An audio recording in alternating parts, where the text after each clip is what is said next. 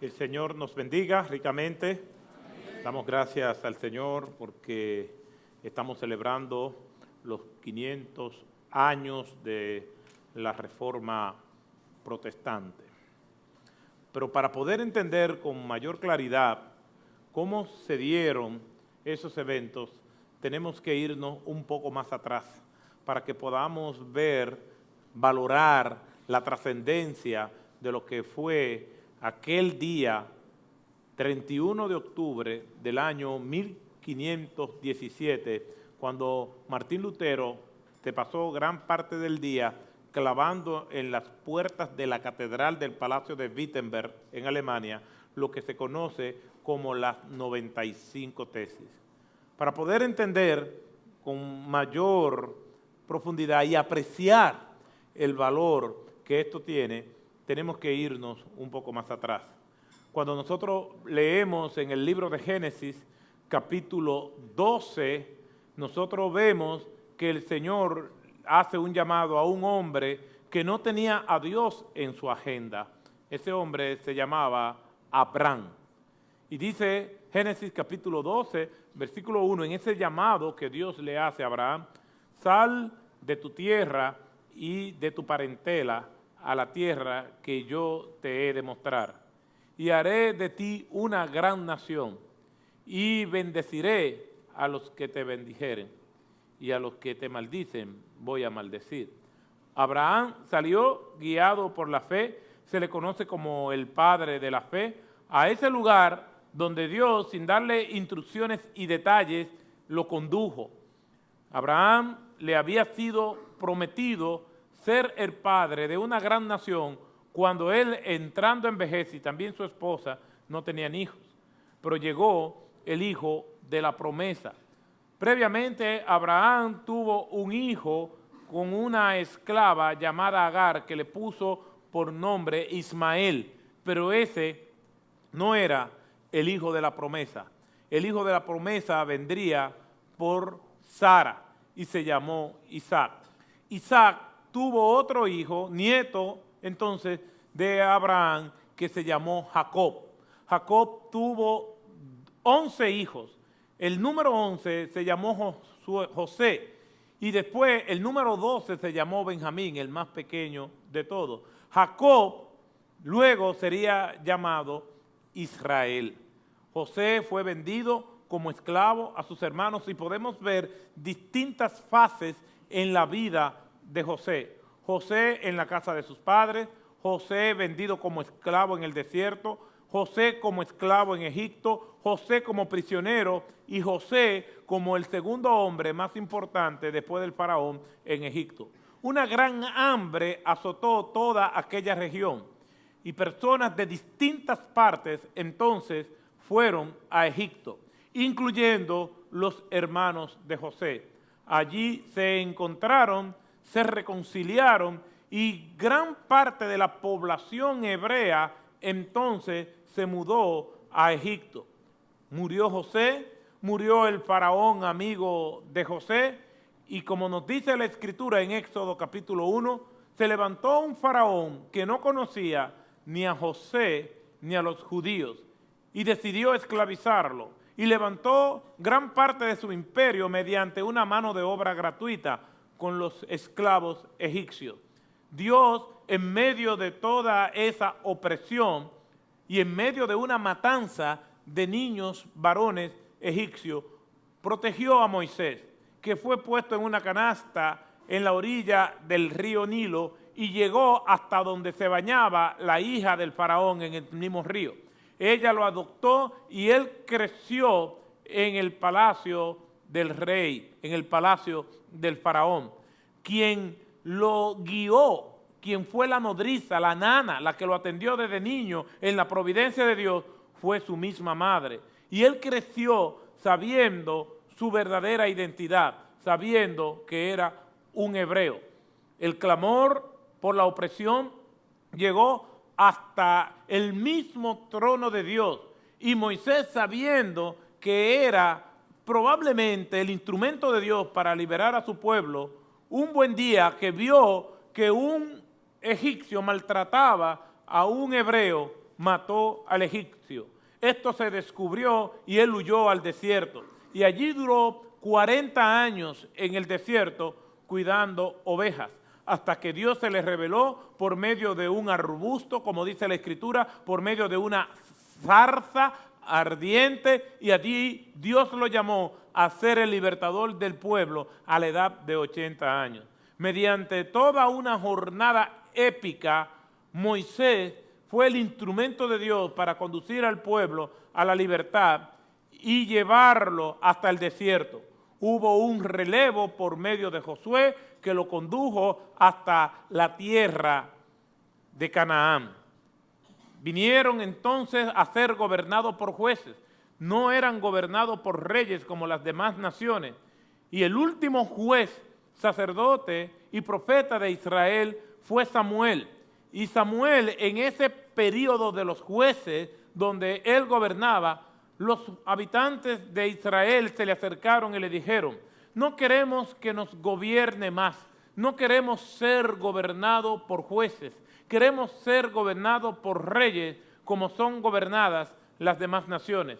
Esto atribuló mucho el corazón de Samuel, que se presenta delante de Dios y les dice: me rechazan a mí. Dios le dice: no te preocupes, no te están rechazando a ti, me están rechazando a mí. Si ellos quieren reyes, yo le voy a dar reyes. Y se levantó el primer rey de Israel, que fue Saúl, que comenzó bien, pero terminó mal. Después de Saúl se levanta el rey David, y Dios lo unge a través de Samuel como rey. Después de David viene Salomón, y después de Salomón viene el nieto de David e hijo de Salomón, Roboam.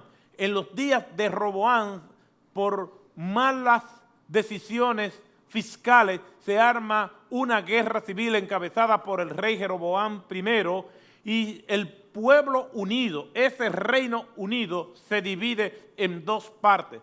Y esas 12 tribus, 10 se van con el rey Jeroboam, formando el reinado del norte o reinado de Israel con capital Samaria, y el reinado del sur por el otro lado con capital Jerusalén, o reinado de Judá con la tribu de Benjamín y la tribu de Judá. A partir de ahí son dos historias paralelas. El reinado del norte es invadido por los asirios y desaparece como nación, lo que es conocido como las 10 tribus perdidas de Israel, y el remanente que queda de hebreos es del reinado del sur o reinado de Judá. Eventualmente cayeron por manos de los babilónicos cuando el rey Nabucodonosor invade la ciudad de Jerusalén y lleva cautivo y al exilio a gran parte de los judíos.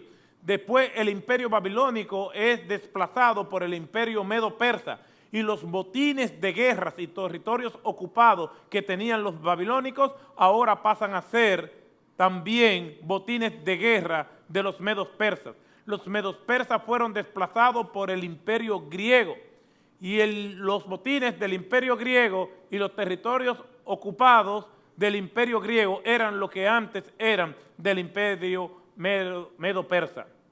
Muere Alejandro el Grande y el imperio griego es entonces distribuido entre 4 generales. 2 de estos generales, los Ptolomeos, descendientes del general Ptolomeo, y los Seleucidas, descendientes de Seleuco, comienzan a disputarse los territorios hebreos, ganando los Seleucidas bajo el mando de Antíoco el Grande. Vinieron las generaciones que siguieron a Antíoco el Grande, encabezada por Antíoco IV, y este despreciaba a los judíos, llegando hasta la misma ciudad de Jerusalén y sacrificando un cerdo en el lugar santísimo y esparciendo por todo el templo hebreo los restos del cerdo. Esto provocó una revuelta conocida como la revuelta de los macabeos, dirigida por Matatías Macabeo y sus hijos, obteniendo por fin la independencia de parte de los seleucidas y ya obteniendo su libertad por un periodo breve, porque después de 70 años el general Pompeyo, el general romano, ocuparía el territorio hebreo para jamás volver a tener soberanía hasta el año 1948, al final de la Segunda Guerra Mundial, específicamente el 14 de mayo de 1948, en los días de David Ben Gurión. El pueblo hebreo esperaba un Mesías que lo viniera a liberar de tantos imperios y emperadores que los maltrataban. Soñaban con que las profecías que decían los profetas del Antiguo Testamento se cumplieron. Ellos esperaban un Mesías político militar que viniera a traer libertad política y económica. Sin embargo, estas profecías del Antiguo Testamento apuntaban a un Mesías sufriente que venía a liberarlo más allá de las libertades políticas que ellos querían. Venían a liberarlo del pecado, venían a liberarlo de las cadenas que abarrotan el alma. El Hijo del Hombre, Jesucristo, el Mesías, el Cristo enviado, dijo: yo vine a buscar y a salvar lo que se había perdido. Cristo tuvo muchos discípulos. Cuando nosotros leemos 1 Corintios capítulo 15, vemos ese hermosísimo tratado acerca de la resurrección, donde dice que se le apareció a más de 500 de sus discípulos a la vez. Cuando nosotros leemos en el libro de los Hechos, en el capítulo 1 y en el capítulo 2, cuando viene el Espíritu Santo en el capítulo 2, dice que estaban reunidos 120 de sus discípulos, hombres y mujeres, allí en el aposento alto. También leemos en los evangelios que Jesús envió 70 discípulos de dos en dos. También nos dice en Lucas capítulo 8 que había mujeres que servían a Jesús con sus bienes. Vemos también que Jesús eligió 12 discípulos, de los cuales 3 eran los más íntimos: Pedro, Jacobo y Juan. Esos discípulos hicieron la obra que el Señor les envió a hacer. Cuando dice la Escritura en Hechos capítulo 8, versículo 1, que todos fueron esparcidos y ellos entonces predicaron y proclamaron el Evangelio durante todo el primer siglo. Las características principales de las iglesias cristianas de ese primer siglo era pobre, perseguida, prohibida, pero muy poderosa. La iglesia tenía poco poder político, pero tenía mucho poder celestial. Estos hombres y mujeres hicieron su trabajo y a su vez tuvieron más discípulos. Hombres como Ireneo, Papía, Clemente de Roma, Justino Mártir, Tertuliano, Ignacio de Antioquía, Policarpo, fueron hombres que fueron discipulados e influenciados por esos discípulos, y la iglesia seguía expandiéndose y fortaleciéndose por donde quiera que iba, a pesar de las persecuciones. La iglesia llegó a ser tan influyente que llegó hasta las mismas puertas de Roma. Una fecha crucial es el año 64, cuando inician las persecuciones de parte de Roma. Y como ya les he dicho en otras ocasiones, 10 grandes persecuciones se dieron contra los cristianos. La primera en el año 64 de parte de Nerón y la última en el año 303 de parte de Diocleciano. El año 312 es un año muy importante, porque estando el emperador Constantino apostados con sus hordas, con sus tropas, con su ejército, frente al puente Milvio para una batalla definitiva contra el general Magencio por la hegemonía en el Imperio Romano, dice la historia que Constantino testimonió que él vio una señal en forma de cruz con la inscripción que decía: por este signo venceréis.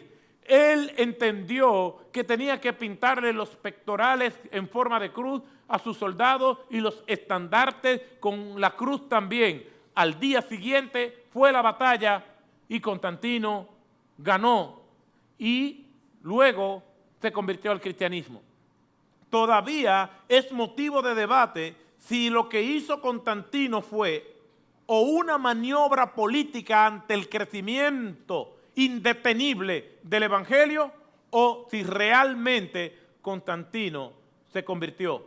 En el año 380, el emperador romano Teodosio hace legal y hace oficial el cristianismo como la religión oficial del Estado romano.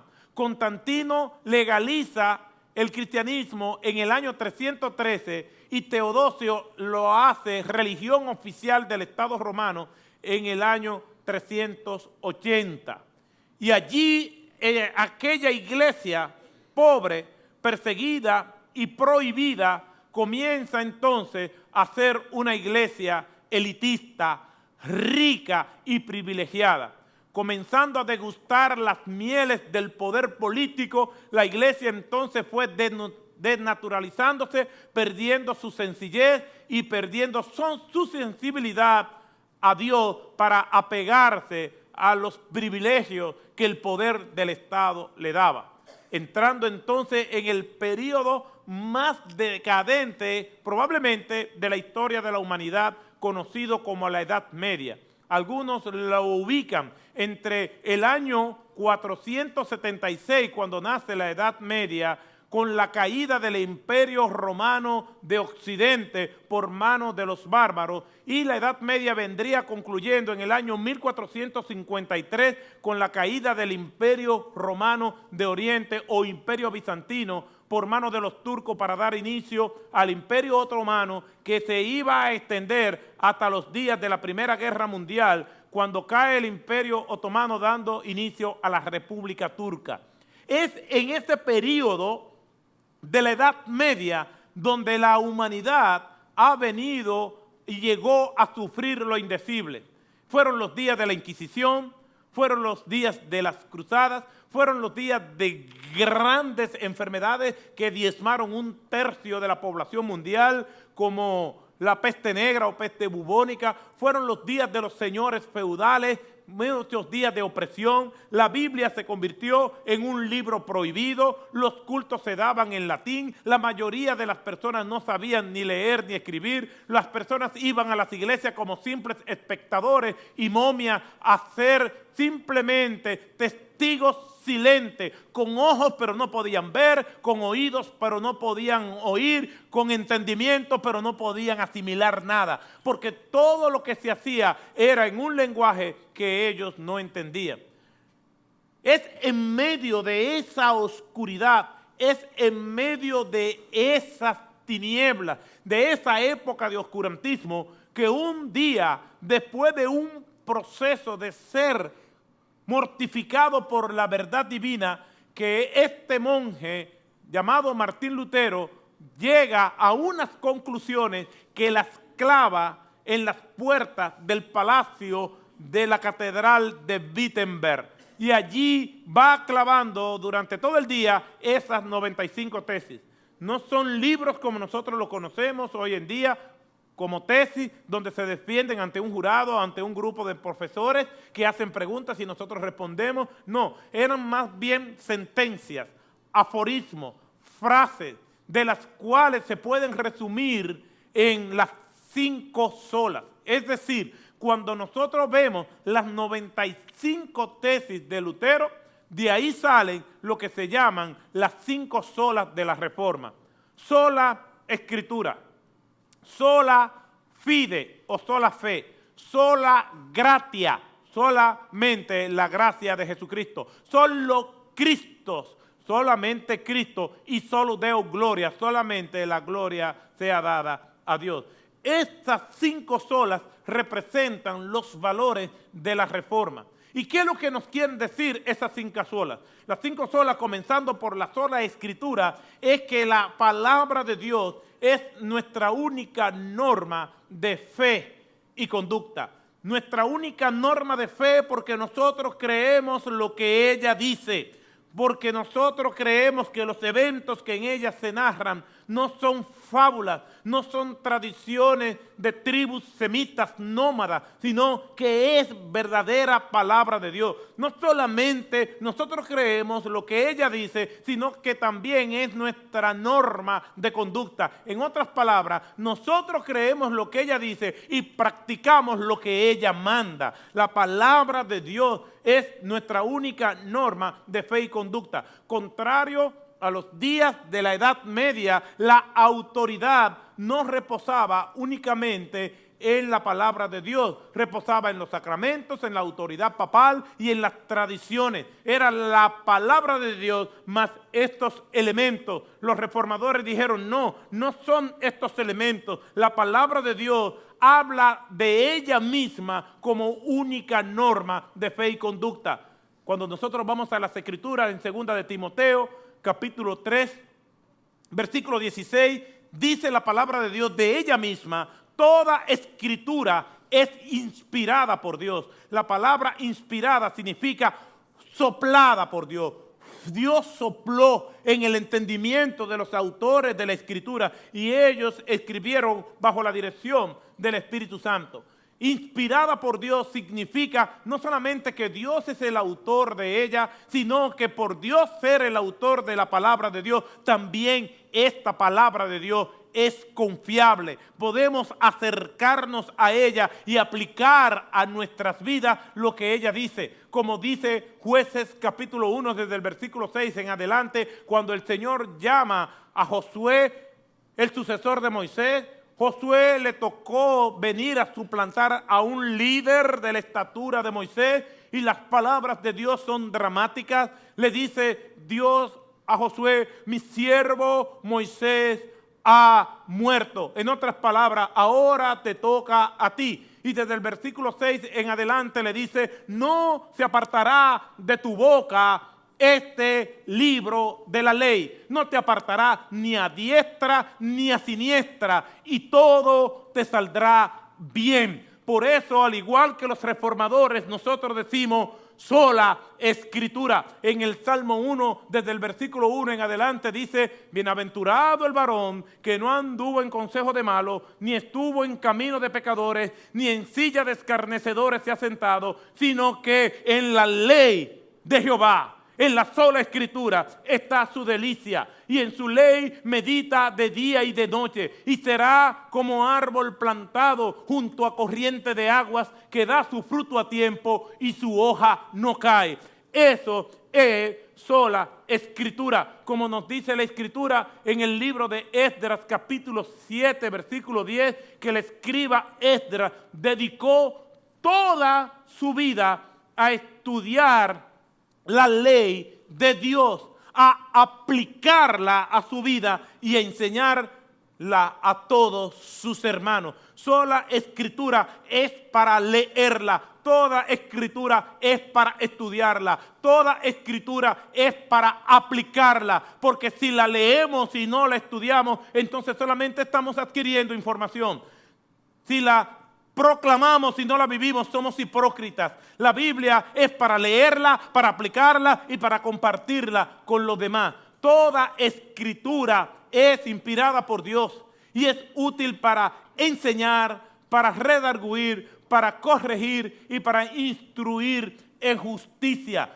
Tanto es así que aquel que administra la palabra de Dios tiene que vivirla y tiene que manejarla bien. Se trata de vida eterna o de muerte eterna. Según de Timoteo capítulo 2 versículo 15 dice, procura con diligencia presentarte ante Dios como obrero aprobado. ¿Y qué es un obrero aprobado? ¿Qué es un obrero que Dios aprueba? Dice la Escritura que es una persona que no tiene nada de qué avergonzarse. En otras palabras, que tiene buen testimonio, pero también que traza la palabra de verdad, que usa, que maneja, que traza, que corta, que administra bien la palabra de verdad, la sola escritura. Los reformadores rescataron este principio bíblico diciendo que nuestra autoridad no está en lo que diga el pastor, no está en lo que digan nuestras tradiciones, no está en lo que nosotros percibimos como verdad, está en la bendita, eterna, perfecta, inerrante palabra de Dios.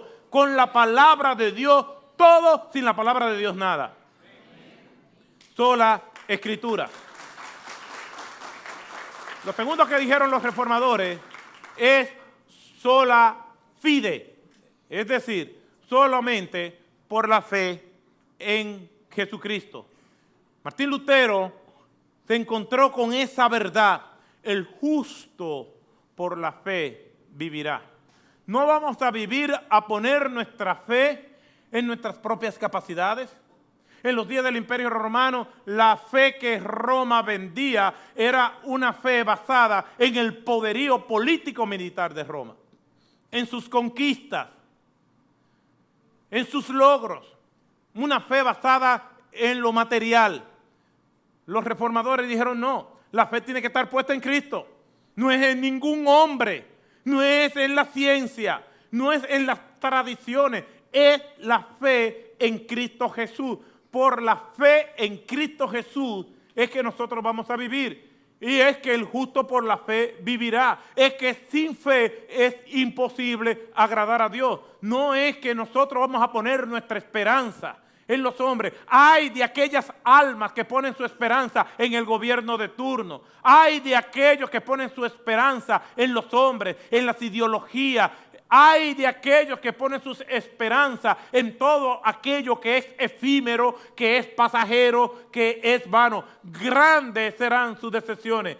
Qué triste y arruinada es la vida de aquel que pone su esperanza en aquello que no le puede dar nada. Ay de aquellos que esperan todo de aquel que no le puede proveer nada. Solamente la fe en Jesucristo. Y esa fe en Jesucristo es un don de Dios. Dice la Escritura en Efesios capítulo 2, versículo 8, por gracia sois salvos por medio de la fe. Y esto no es de vosotros, pues es un don de Dios. La fe que tenemos para creer es un regalo hermoso que Dios nos da para que nosotros, creyendo en lo que Él hizo en la cruz del Calvario, tengamos vida y vida eterna. Por la fe nosotros creemos que lo que dice la palabra es verdad. Por la fe nosotros creemos que tenemos que vivir para el Señor. Por la fe creemos que cuando nosotros muramos en este mundo, abriremos los ojos a la eternidad, viendo y oyendo la voz del Señor que nos dirá,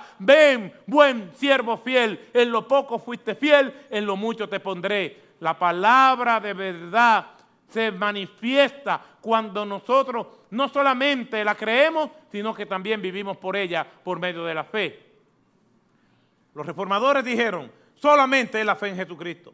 No es fe en lo que diga un hombre. No es fe en lo que diga el pastor Otto. Es fe en lo que el pastor Otto diga, si está basado en la palabra de Dios. Por eso dice la Escritura que cuando el apóstol Pablo hablaba a los hermanos de Berea, la Escritura misma dice, estos, hablando de esos hermanos de la ciudad de Berea, eran más nobles que los demás porque buscaban en las Escrituras a ver si lo que decía Pablo era cierto. Los reformadores dijeron, es solamente por la fe en Jesucristo. Entonces, los valores que salen de esas 95 tesis es sola Escritura, sola fe. La tercera sola es solamente por gracia, sola gracia, solamente la gracia de Jesucristo. Gracia es un término que significa que es gratuito. Es un término que significa que a nosotros no nos cuesta nada, pero no quiere decir que sea gratis. Nosotros no tenemos que pagar por ella, pero no quiere decir que no tenga valor. Por gracia significa que ese esfuerzo, ese sacrificio que Jesús hace en la cruz del Calvario, por nosotros nos beneficiamos de ella. No nos cuesta nada, pero a Cristo le costó su vida, a Dios le costó su Hijo, y a los que han sido fieles le ha costado sacrificio, persecución y tortura, como lo hemos visto a través de la historia. Solo por gracia, porque Dios quiere toda la gloria. No nos cuesta nada a nosotros, solamente tenemos que creer. Solamente por gracia es contrario a salvación por obra. Todas las religiones, todos los credos religiosos, todas las filosofías religiosas enseñan la salvación por obra. En otras palabras, lo que enseñan es que tú tienes que tener una vida correcta de buenas obras para que por tus buenas obras seas premiado con la salvación. La Biblia es la única que dice que la salvación no es por nuestras buenas obras, porque entonces el mérito recaería sobre nosotros. La Biblia dice que Dios otorga la salvación por el puro afecto de su voluntad a quien Él quiera, para que toda la gloria recaiga sobre Él. Cuando nosotros entendemos que la salvación es por gracia, entonces la gloria, el crédito pertenece única y exclusivamente a Dios. Y para Dios esto es muy importante porque Él dice de manera categórica que Él no comparte su gloria con nadie. Por gracia significa que nosotros nos beneficiamos de algo que le costó todo a Él y nada a nosotros. Hay un libro de una autora danesa llamada Karen Blixen. Karen Blixen escribió un libro, entre otros libros, que se llama El banquete de Babette. Y cuenta la historia de una revolucionaria que sale huyendo de París por sus ideas progresistas y liberales. Está Babette siendo perseguida por todas partes y sale huyendo de París. Por algunas conexiones llega hasta Dinamarca, hasta Copenhague, la capital, y de Copenhague va a un pueblo, a una zona rural, donde un padre, pastor luterano, viudo, vivía con sus dos hijas. La mayor se llamaba Martina y la menor se llamaba Felipa, en honor a Martín Lutero y a Felipe Melanchthon, el asistente de Lutero. El padre pastor muere y aunque ellas no eran pastoras, se hicieron cargo de la iglesia. Pero aquella comunidad religiosa era muy estricta y austera, rayando casi en el legalismo. Había muchas prohibiciones y se hablaba poco de la gracia.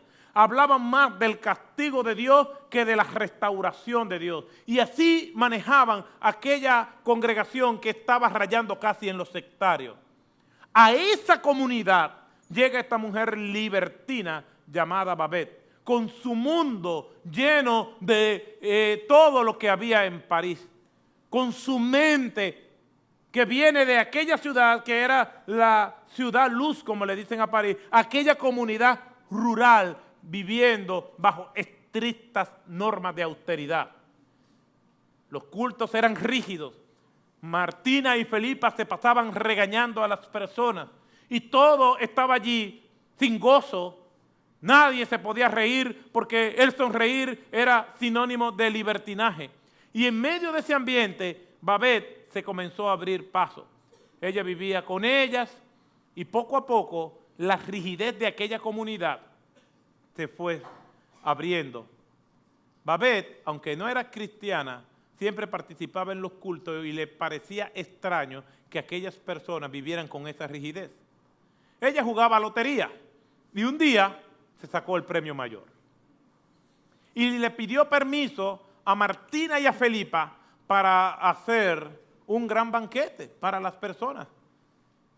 Después de mucha insistencia, Martina y Felipa le dieron la autorización y durante el día comenzaron a llegar carretas llenas de todo tipo de comestibles, de bebida, y aquella mujer se pasó 2 días preparando un banquete.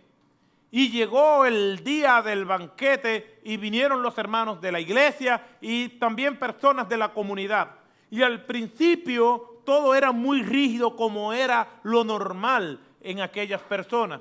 Pero a medida que fueron degustando la comida y compartiendo entre ellos, se fueron relajando hasta que todo terminó en risas, alegrías, historias, cuentos, y aquello fue todo una gran fiesta que esos moradores iban a recordar para siempre.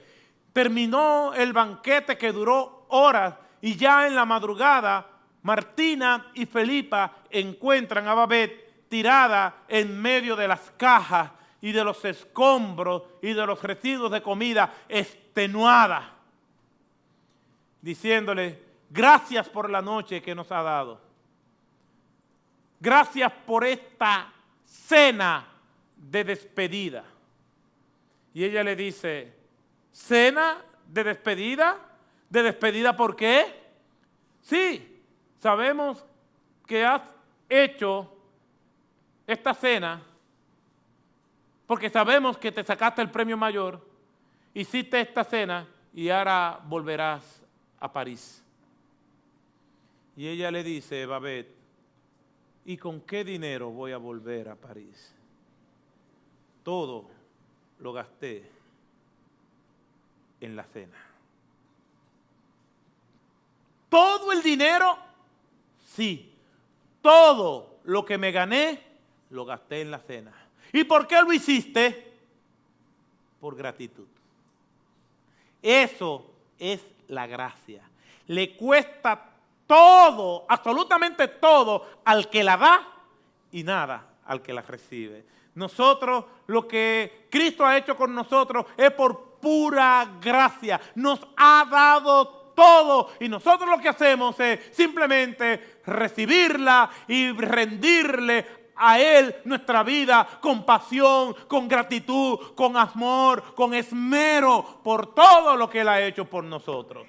La gracia le cuesta todo al que la da y nada al que la recibe. De la Reforma sale entonces la sola Escritura, la sola fide, sola fe, la sola gracia, y la cuarta de las solas es solo Cristo. Cristo es el centro de la historia. Cuando nosotros vamos a la historia y leemos cualquier evento, se nos dice antes de Cristo y después de Cristo. Cristo es un personaje real, no solamente porque lo diga la Escritura, lo cual es suficiente, sino que nosotros encontramos escritores serios, confiables de la antigüedad que revalidan de Cristo. Seutonio en los 12 Césares habla de Cristo. Tácito en Anales habla de Cristo. Flavio Josefo habla de Cristo. Escritores e historiadores confiables hablan de la realidad de Cristo, pero también de Cristo podemos hablar de su impacto histórico, de su impacto que divide el tiempo en dos. Antes de Cristo hubo hombres muy memorables. Podemos mencionar a Moisés, del cual no hay duda de que existió, y podemos mencionar a Elías, pero en el Nuevo Testamento vemos que los discípulos ven y tienen una visión donde ven a Moisés y a Elías y en el centro está Cristo, y del cielo se oye una voz que dice: este es mi Hijo amado, a Él escuchad, como queriendo decir que Cristo tiene superioridad sobre Moisés, que representa la ley, y sobre Elías, que representa a los profetas.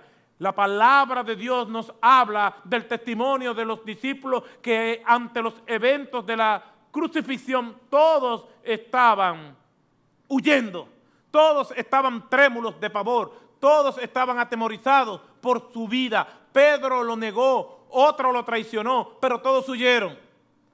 Pero después de la resurrección, estos hombres fueron capaces de presentarse ante el mismo tribunal que juzgó a Cristo y le dijo: nosotros, aunque ustedes nos persigan, nos torturen, nos encarcelen o nos maten, no vamos a dejar de decir lo que hemos visto y oído. Hagan con nosotros lo que quieran, pero nosotros vamos a seguir obedeciendo a Cristo. ¿Por qué? Porque habían visto al Cristo crucificado, pero lo habían visto al Cristo resucitado. Imagínense ustedes, mis hermanos, que nos rodeen con orden de todo el que salga por esa puerta será acribillado. Y estamos aquí todos, acorralados, no tenemos para dónde ir, no tenemos escapatoria, no tenemos plan B. Hay confusión, hay temor, nuestra vida peligra de manera inminente.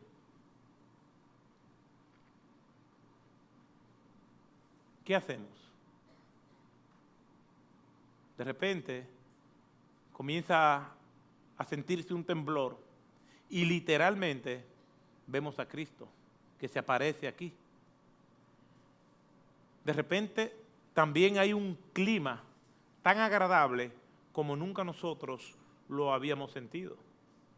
Un olor que no podemos asimilarlo ni asociarlo con nada, pero es lo más agradable que hemos olido.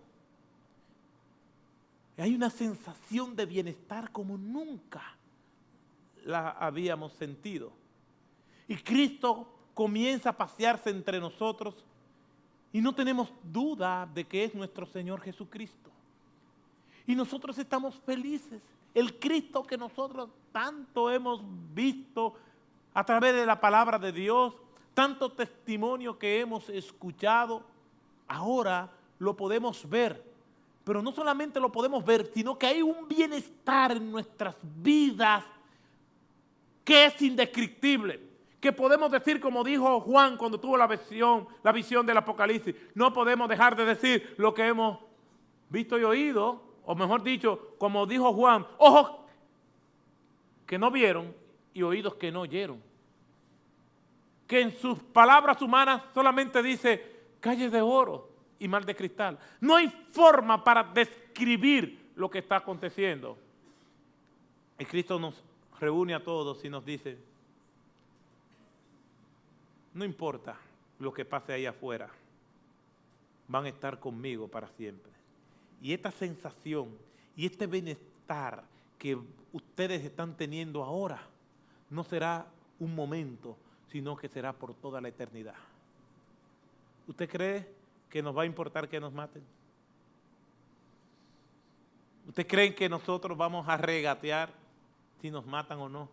Al contrario, lo que quisiéramos es que sí nos mataran para tener eso que tuvimos por un breve momento, por los siglos de los siglos. Por eso los discípulos, cuando vieron a Cristo resucitado, sus vidas fueron transformadas y decían, solamente Cristo. Es solamente a través de ese Jesucristo que hay salvación, porque Cristo fue a la cruz a morir por nuestros pecados, a ocupar nuestro lugar allá, y el que entiende que Cristo estaba muriendo por él en la cruz, esa persona tiene vida eterna, confesando sus pecados, arrepintiéndose de ellos. Los reformadores lo que dijeron es que tenemos salvación solamente en la persona de Cristo. Solamente en su sacrificio vicario en la cruz del Calvario. No son nuestros esfuerzos humanos, sino el sacrificio que por una sola ocasión Cristo hizo para nosotros, como dice el autor de los Hebreos, que con una sola ofrenda hizo perfecto para siempre a los santos. Solo Cristo. Sola Escritura, sola fe, sola gracia, solo Cristo y solo Deo gloria. Toda la gloria es de Dios. Cuando hablamos de la gloria de Dios, estamos hablando de su majestad, de su grandeza, de su poder, de su trascendencia. Cuando hablamos de que debemos vivir para la gloria de Dios, es que nuestros pensamientos, nuestras motivaciones, nuestras acciones y el resultado de ellas es para la gloria de Dios. Nosotros nos quitamos de la agenda y colocamos a Dios en el centro de ella. Es vivir por el propósito de Dios, es vivir para agradar a Dios, es vivir para que Dios sea exaltado, glorificado por cada cosa que nosotros hagamos. Es que cada gota de sudor, cada palpitar de nuestro corazón, cada paso, cada pensamiento, todo gire y orbite en torno a la gloria de Dios. Que nuestra meta y nuestra prioridad es que la gente vea nuestras acciones para que por medio de nuestras acciones glorifiquen y bendigan el nombre de Dios. Vivir para la gloria de Dios es que Dios es el centro de nuestras vidas, es nuestro gran amor, es nuestra pasión, es nuestra entrega, es todo nuestro respirar, es Dios al levantarnos y Dios al acostarnos en todo lo que nosotros hagamos. Amén. Que cada vez que vayamos a hacer algo, pensemos, Dios será glorificado por esto que yo voy a hacer.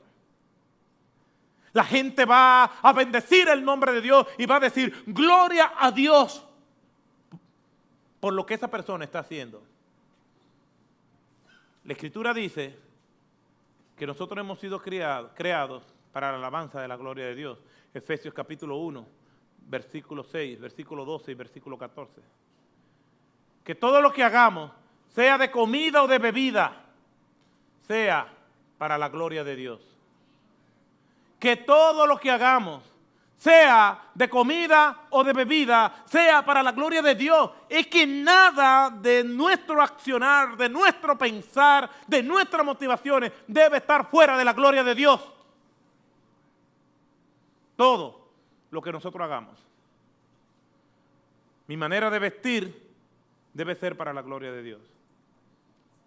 No importa si soy hombre o no importa si tú eres mujer, tu vestimenta debe reflejar toda la pureza, toda la majestad, toda la grandeza de Dios, que cuando los demás te vean no tengan tropiezo, sino que alaben y bendigan el nombre de Dios.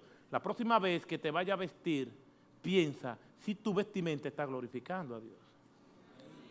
Si eres empresario, tus negocios tienen que glorificar a Dios. Si eres un servidor público y estás en un lugar vulnerable, tienes que saber que tus acciones tienen que glorificar a Dios. Y si te van a votar por no glorificar, por glorificar a Dios, que te voten. Tú y Dios son mayoría. Que todo lo que tú hagas en lo público y en lo privado sea para la gloria de Dios. Que las fotos que subes en Facebook sean para la gloria de Dios. Que las fotos que subes en Instagram sean para la gloria de Dios. Que los likes que tú das a lo que otros publican sea para la gloria de Dios. Nunca le dé like a aquello que Dios aborrece. No ames lo que Dios odia, ni odies lo que Dios ama. El mundo y su cultura ejerce presión para que nosotros no le demos la gloria a Dios. Los reformadores dijeron solamente a Dios la gloria. Ese día, Martín Lutero fue un instrumento de Dios para dar inicio a un movimiento que todavía no ha terminado. Ellos hicieron lo que le correspondía, pero las motivaciones que iniciaron la reforma todavía continúan. Que el Señor nos bendiga.